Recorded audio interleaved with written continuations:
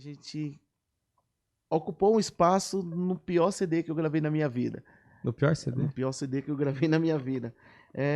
A história com o Pagodense ela é muito longa, assim. A gente tem entradas e saídas de músicos, mas alguns momentos tô falando de alguns pontos, apesar de ser longo, mas alguns pontos marcantes, assim, dessa Foram os trajetória. mais, né? O Pagodense, a gente ainda verde resolveu gravar um disco e gravar esse disco aí hoje. Profissionalmente, a gente sabe que a gente vai chegar no estúdio, vai fazer o arranjo, a gente vai ligar o metrônomo, vai gravar em cima de um certo BPM. Só que o Pagodense, pô, é o nosso primeiro disco completo, a gente vai gravar. Velho, solta o rec. Vamos gravar a batucada, depois a gente grava a harmonia e tal. Só algumas músicas a gente gravou a guia pra gravar em cima depois. E, pô, só soltando som.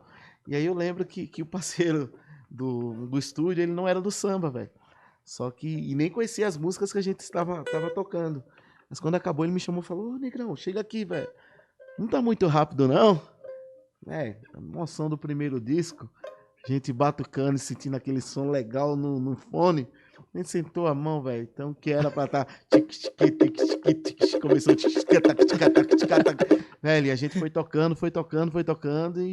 E depois gravamos tudo isso aí. Ele falou, cara, acho que tá muito acelerado. rápido.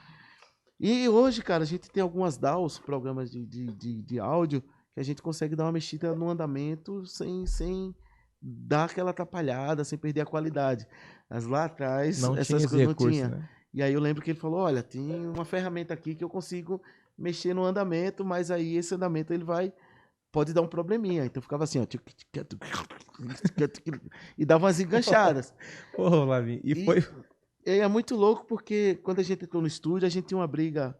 Na verdade, o processo é um pouco antes do CD, que era o MD.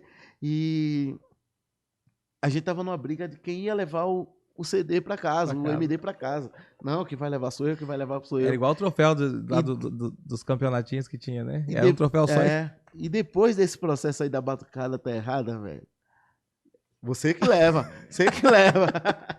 É seu. Não, pode levar. Só que a gente gravou, para além da batucada errada, a gente foi gravar. O que foi gravar guia? Esse Gilberto, ele cantava em regiões agudas pra caramba. E ele, pô, de manhã eu tô rouco, cara. E aí ele foi gravar guia, gravou uns 2, 3 tons pra baixo. Eita. Pra depois gravar em cima no tom que ele ia cantar. Imagina a luta que foi gravar isso aí, velho. Que loucura. Aí, resumindo, cara, a gente gravou o disco. Ninguém quis levar. E eu lembro que 1 a 2 semanas depois a gente teve uma entrevista em uma das rádios. E quando a gente ia entrar ao vivo nessa rádio, eu lembro que a mesa de som da rádio ela deu problema. E o cara, puta, já a gente volta. E tava num período assim de comercial da rádio e tal. Ele não tem um disco aí não, e a gente na bolsa. Cara, não tem. E o outro, dá aquele, não, aquele não. Aí, cara, eu lembro que a gente conversando, aí falou, faz o seguinte, entrega isso aí mesmo, cara, exemplo. Não lembro qual era a faixa, mas põe a faixa 14 apenas. E aí, no caso do Media Play, eu acho que esse cara, ele copiou todo o disco. Nossa. E é muito louco porque esse processo, eu tô te contando, a gente não teve esse impacto ali. Só que a gente tava num período, cara, onde a pirataria, principalmente no Nordeste, lembra do filme O Paiol, da carrocinha, de CDs piratas? Eu não sei se aqui em São Paulo teve disso, mas lá no Nordeste era moda. Mas acho que em todo lugar do Brasil, né? Acho que então, velho, a galera com a carrocinha. E eu tava num período de colecionar muito disco, cara. Só que eu achei não o cara da carrocinha que vendia barato. Eu encontrei dentro do camelódromo o cara que vendia pra carrocinha. Então, velho, aí que eu comecei a colecionar de tudo mesmo. Que aí, pô, era tipo R$2 o pirata. Você levava embora. Aí comecei a colecionar tudo. Então, peguei amizade com o cara. Então, tudo que chegava novo, eu falava, tem um grupo aqui novo e tal, passa aqui. E eu lembro que meu pai pediu pra comprar peixe no mercado no centro. E quando eu fui, o cara falou, tem um grupo novo aqui. E aí, quando eu peguei o disco, eu falei, cara, é meu grupo. Só que, velho, sem recurso, o CD já tava aquela maravilha. E naquela época de 2 megapixels, imagina a capa. E a capa de 2 megapixels original já não tava maneiro. Imagina o pirata dessa capa, velho. E aí eu lembro que eu falei pro cara, sou eu aqui, velho. E o cara olhava assim e falava, não é você, velho. Falei, sou, cara, é meu grupo. Ele falou, cara, esse grupo tá vendendo igual água aqui. Pô, que massa, cara. E aí eu falei, como assim, pô? E como eu tinha acesso às gaveteiras dele, Aí ele puxou a gaveta assim, velho. Acho que 2 gavetas gigantonas assim. Que massa, Era só mano. disco desse do Pagodense. De vocês. É.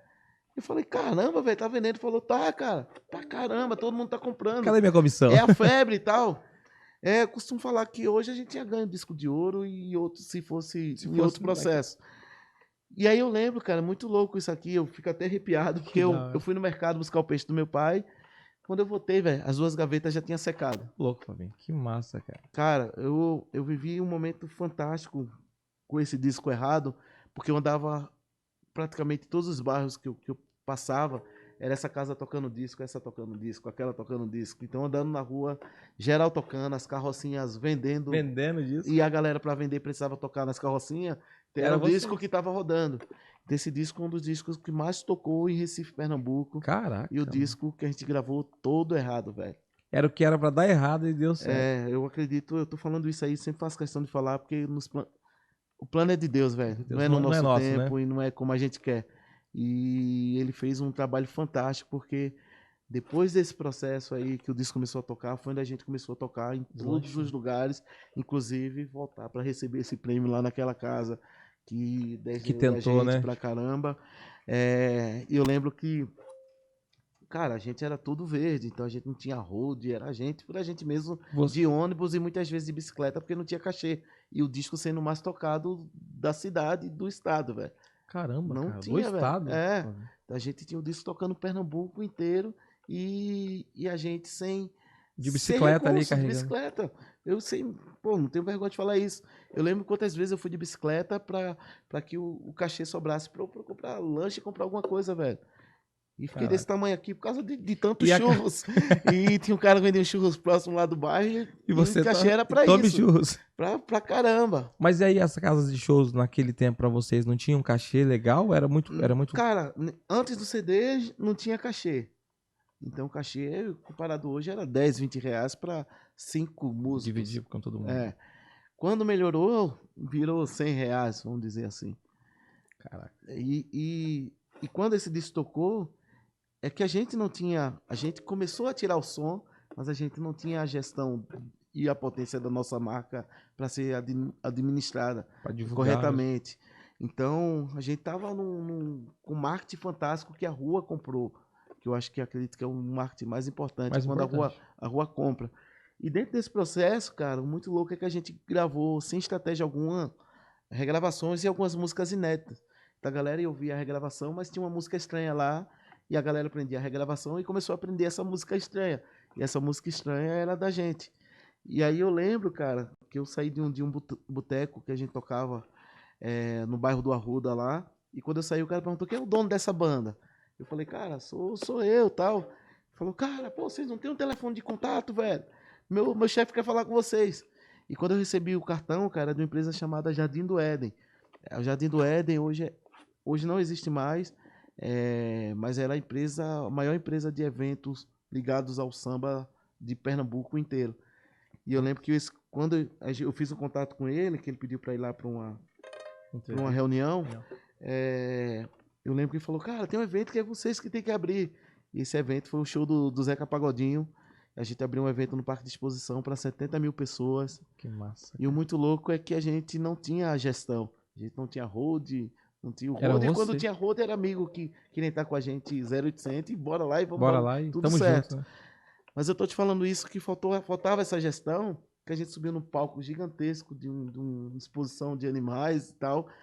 E para você ter ideia do quanto a gente era verde, os retornos individuais, a gente não pediu referência de som de ninguém. Só que como tava na boca do povo, eu lembro quando a galera viu que era a gente, 70 mil pessoas, sem a gente começar o show, cantando a nossa música autoral. Fabinho, E é muito louco porque eu sempre te falei que eu vou voltar em São Martim. Eu sempre lembro do Bernel. Eu sempre lembro Era o seu ponto de partida. Era o meu ponto de partida, velho. E aí todas as realizações eu olhava pra trás e falava, pô, Bernel, foi por você por conta de você, que as coisas começaram a acontecer. E é muito louco porque quando a gente voltava de van, e processo mais pra frente, e às vezes estava já amanhecendo, eu pedia pra van me deixar no terminal mesmo, eu vinha na caminhada. E eu lembro muitas vezes eu encontrar o Bernel saindo do clube lá, que ele trabalhava no clube, né? Voltando das baladas também. E eu passava pra ele e falava, cara, bicho, você chegou. Isso é muito, cara, isso era muito fantástico. E aí você já era amigo do desse a gente ficou amigo, então ele partiu, mas quando ele foi, a gente virou super amigo. E encontrar com ele e ele falar, pô, você chegou, pô, aqui, ó. Ele passava, esse é o artista do meu bairro. Pô, você é o artista do meu bairro. Orgulho, né? Isso é muito louco, né, cara? Tem uma frase de Santa Clara de Assis que eu gosto muito, que ela fala, nunca... Né, eu vi na Santa Clara de Assis, não sei se vai ter outra pessoa que falou, mas ela falava, nunca perca de vista seu ponto de partida, né? O quanto isso é importante, Flavinho, né? Acho que não só pra você, não só pra música, né? Pra todos os segmentos, mas principalmente na música e hoje, né? Aqui no nosso, né, nesse nosso bate-papo, nesse podcast, falando da sua história, o quanto essa frase ela tem sentido e ela é sua, né? Demais. Nunca perca de vista o seu ponto de partida, né? Sempre olhando para frente, né? Olho fito lá na frente, mas sempre também entendendo que, né, a sua raiz, né? Sim, sua cidade Bernel. Bernel, né? Tipo, ali, isso foi muito importante para você.